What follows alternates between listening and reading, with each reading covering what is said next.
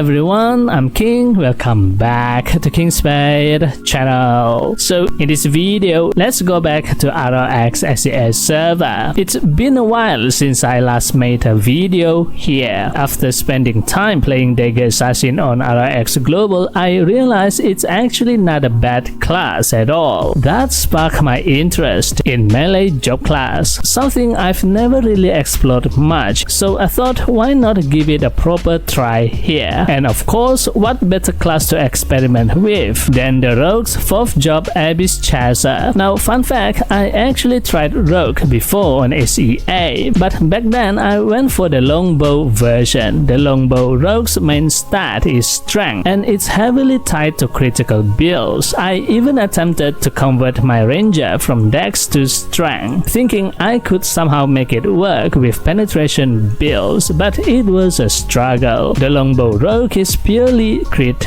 based, and in the end I had to switch back to ranger. The Dagger ROX, however, is a completely different story. In SEA, its main stat is dex, not strength, but this is where it gets interesting. If you just look at the main stat allocation, adding dex doesn't seem to increase physical attack directly. So does that mean strength is still the main stat? Not exactly. ROX have a skill called Dagger Mastery, and at maximum level it increases your physical attack, scaling with dex by a huge 400%. That basically shifts your primary stat focus to dex, while strength still gives some physical attack on the side. So for building Dagger ROX into Abyss Chaser, you want to max dex first, and then put the rest into strength. Now let's talk skills. When I explore a new job, I like to start from the 4th job skill set, because it shows me the strongest abilities and the overall playstyle. Abyss Chaser has some very flashy skills, and the first one is Abyss Slayer. It grants you 5 abyssal orbs that give resistance to debuff in PvP. But more importantly, while the orbs are active, your attacks deal extra damage equal to percentage of the enemy's maximum HP. It sounds small, but every bit adds up. Then we have Abyss Square, which consumes an orb to create an area that pulls enemies in and deals damage over time DOT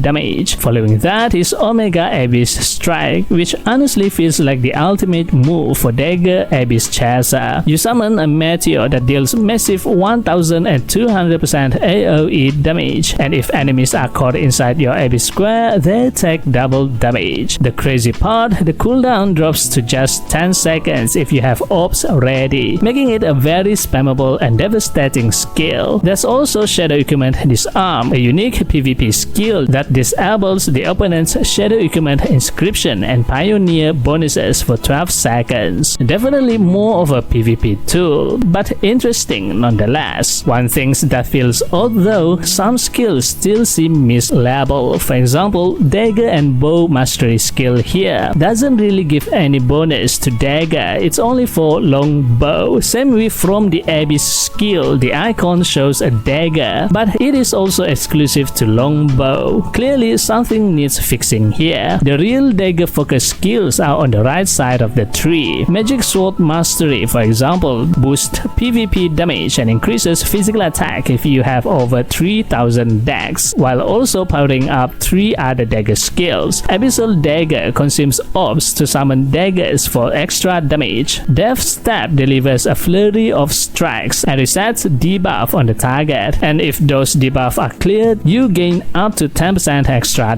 dex. To trigger that bonus, you need skills that actually inflicts debuff. That's where Unlucky Rush comes in, with an 80% chance to curse enemies. Combine that with other debuff based skills and suddenly Death Stab becomes very strong. Next, let's look at the 3rd job Shadow Chaser skill. Dormancy lets you reduce hiding cooldown when you kill enemies. Shadow Form makes you untargetable while latch onto an opponent, and Chaos Panic can inflict confuse or fear when you exit Shadow Form. Another good way to trigger Death Stab. Strip Weapon reduces attack when used on monsters. Deadly Infect spread debuff back onto the target, and Dimension Door is a handy escape trick in PvP. For Dagger builds, not all of these skills shine, but some can be situationally useful. Moving down the tree to the 2nd job ROX skills, you get access to tools like Evoke for penetration penetration, ambush and backstab for hidden burst damage, and raid, which has AoE potential and a chance to blind enemies, perfect for activating death stab's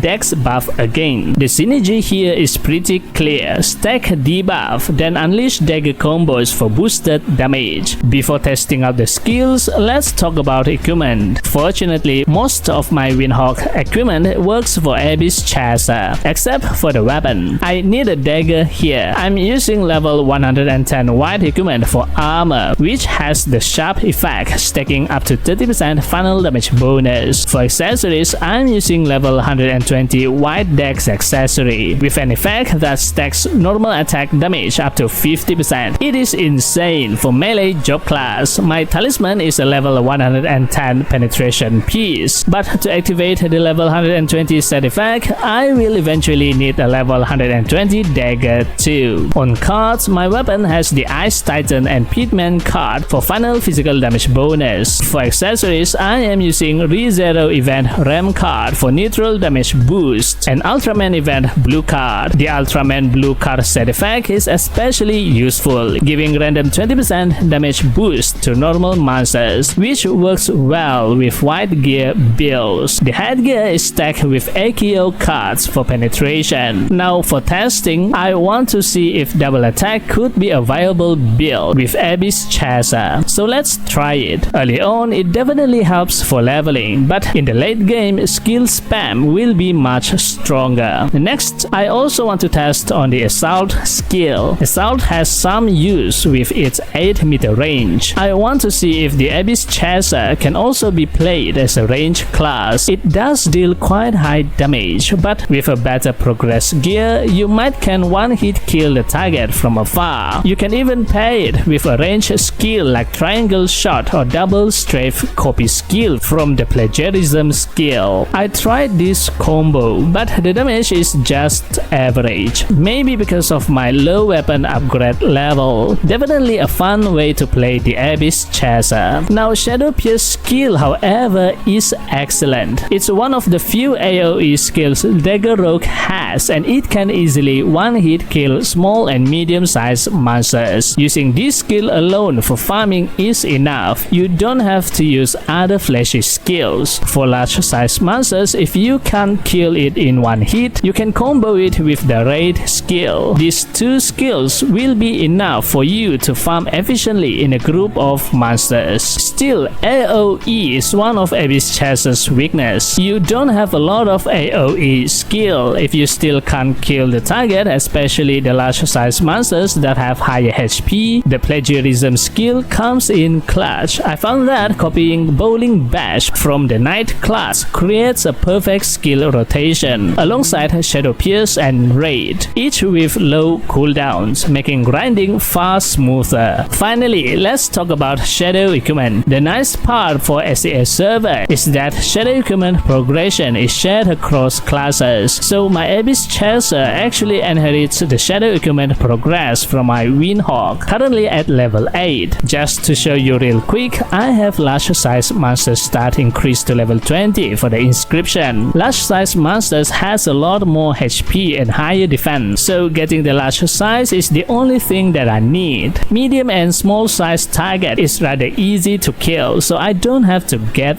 that. For Pioneer, I have the neutral damage increased to level 20 as well. This is actually for my neutral element Windhawk, and since the Shadow equipment is shared to all job class when you change class, I have this on the Abyss Chaser as well. For Bound, we have Filch and Ambush, which I didn't even use this skill. For Engrave, I use the Raid 2 to increase the skill damage. For Validation, Shadow Pierce 1 to increase the skill damage and also reduce its cooldown. One interesting note is that Intimidate has a chance to instantly kill monsters, almost like the Priest turn undead, but working on all monster types. Definitely a quirky but fun effect. For Contract, I use the Bloody Lust for extra true damage over time DOT damage when using the Shadow Pierce skill. For Soul, I use Pick on the Weak to increase damage on bleed or poison target. And finally, for Artifacts, I use Omega Abyss Strike 1 to reduce its skill cooldown. So what do I think about Abyss Chaser? user. Honestly, it is a fun and flexible class. It has strong debuff-based mechanics, flashy 4th job skills like Omega Abyss Strike, and a lot of potential with Plagiarism skill for creative builds. The downside is limited AoE for grinding compared to other classes, but if you play smart with skill rotations and borrowed skills, it works really well. In PvP, the debuff, cleansing, and disabling tools can also make it very disruptive. Overall, it feels like a class that rewards experimentation and careful build choices. So that's my task on the Dagger Abyss Chaser in ROX SES server. What do you think? Do you see it as a solid melee pick